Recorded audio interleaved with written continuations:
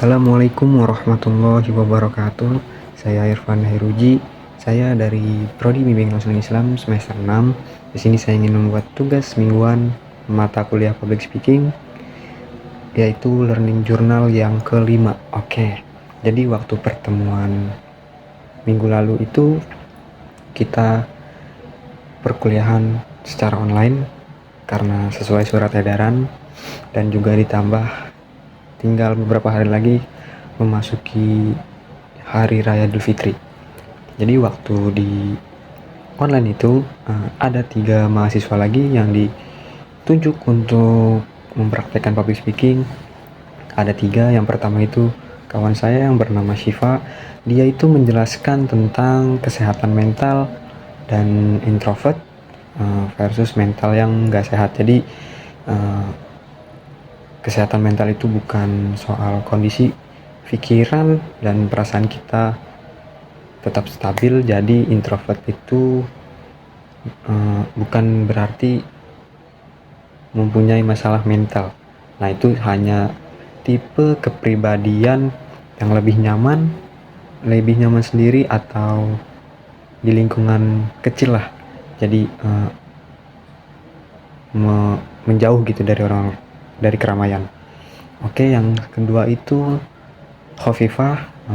Dia menjelaskan tentang kemuliaan malam Lailatul Qadar. Jadi malam Lailatul Qadar itu malam yang sangat istimewa ya, karena lebih baik dari 1000 bulan. Yang mana ketika malam itu kita dianjurkan untuk berdoa. Ya, doanya itu dikhususkan untuk permohonan ampunan, karena di situ Allah membukakan pintu ampunan yang selebar-lebarnya.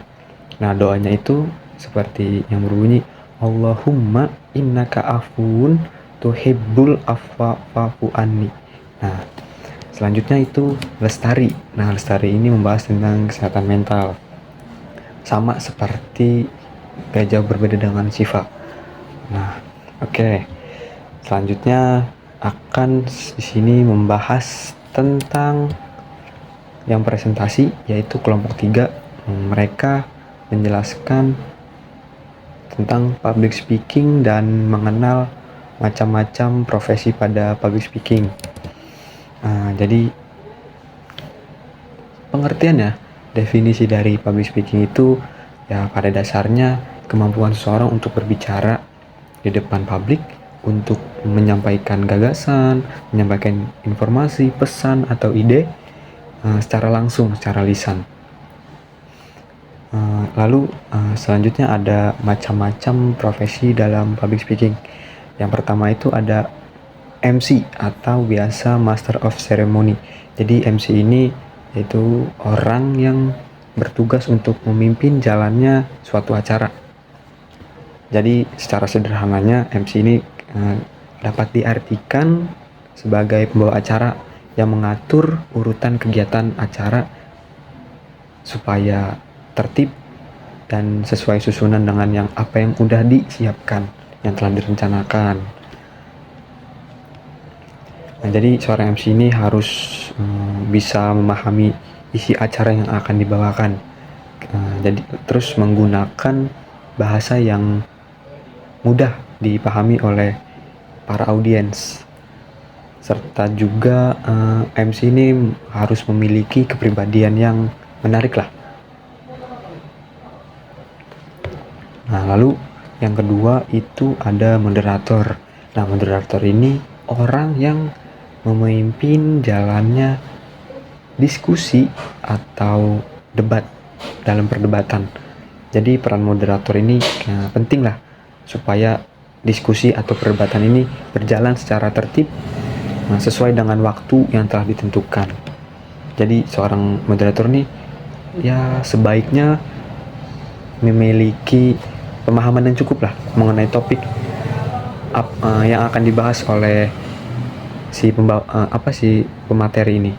Jadi ya walaupun kita nggak ahli gitu ya di bidang tersebut, di moderator ini ya minimal moderator bisa memahami materi yang didiskusikan ya, sehingga kita dapat mengarahkan pembicaraan, menggali pendapat narasumber, serta jalannya diskusi agar tetap berjalan lancar dan bisa dapat menyimpulkan.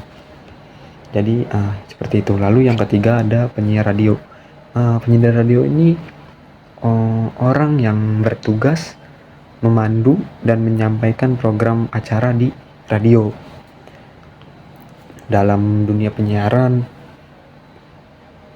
si radio ini kan orang yang disebut si penyiar ini memiliki peran yang penting karena menjadi penghubung antara stasiun radio dengan para pendengar. Lalu yang keempat ada presenter TV. Nah, presenter TV ini biasa orang yang membawakan atau memperkenalkan suatu program televisi. Contohnya program televisi Trans 7, Trans TV kepada penonton. Nah, tugas presenter TV ini biasanya mengantarkan satu segmen acara ke segmen berikutnya, atau bisa dijelaskan memandu jalannya sebuah program seperti talk show, berita, atau acara hiburan. Nah, yang terakhir penceramah. Jadi penceramah ini orang yang menyampaikan pesan atau ajaran kepada masyarakat ya melalui ceramah ini atau pidato, atau bisa disebut khotib lah ya.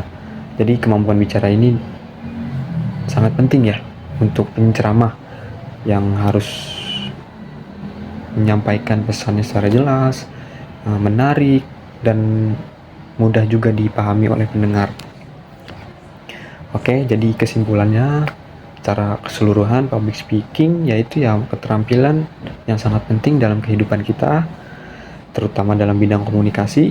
Nah, kemampuan ini membantu kita atau membantu seorang menyampaikan ide atau informasi secara jelas kepada orang lain.